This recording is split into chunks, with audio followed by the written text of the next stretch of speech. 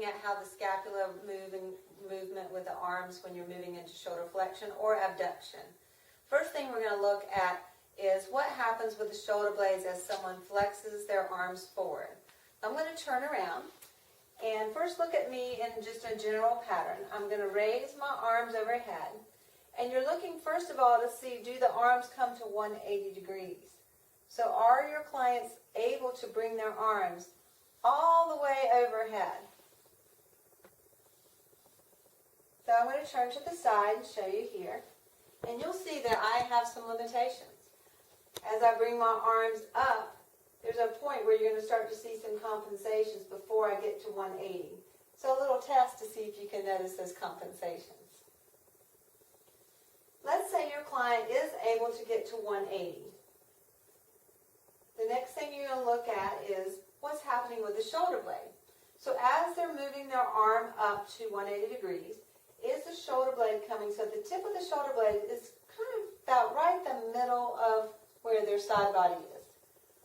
You don't want it to be protruding out more than a ½ inch, and you also want to notice if it's not moving at all. We'll talk about that from the back. So as I'm bringing my arm either overhead or to the side, you're looking at this shoulder blade to see, is it moving? So I have my thumb on the shoulder blade, and you notice the shoulder blade is moving. My thumb's moving with the shoulder blade. So if a client has their arm moving up and the shoulder blade is not moving, you will notice that the arm is going to have to stop at some point. The next thing we're going to look at is, are the shoulder blades rotating upward? And that's the biggest thing that we want to assess when we're looking at shoulder mobility with regards to the scapula. You want to make sure they're rotating all the way up as the arm rotates up. So take a moment, we're going to zoom in on my shoulder blades. And as I bring my arms up, you're going to notice my shoulder blades are moving up with my arms.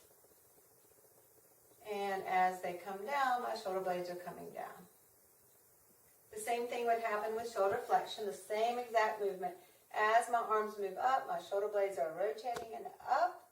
And as they come down, my shoulder blades are coming down.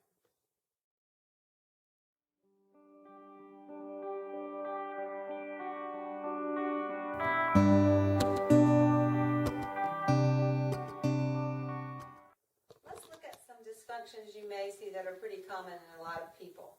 First of all, the one that we see a lot is that they aren't able to reach their arms to 180 degrees. So they're reaching their arms up and it stops. This is a pretty dramatic stopping right here. You know, some people are able to come here. What happens in a lot of our clients is they again have poor posture, perhaps forward shoulders, thrusted pelvis, locked spine. They're reaching their arms up and they are limited in their range of motion. So we always want to assess the initial alignment. Sometimes if you bring them back into their ideal alignment and they have the capacity to do that, their range of motion improves. Another thing you might see is they shrug their shoulders to reach that range of motion. We reach our arms overhead and we shrug our shoulders trying to find that elevation.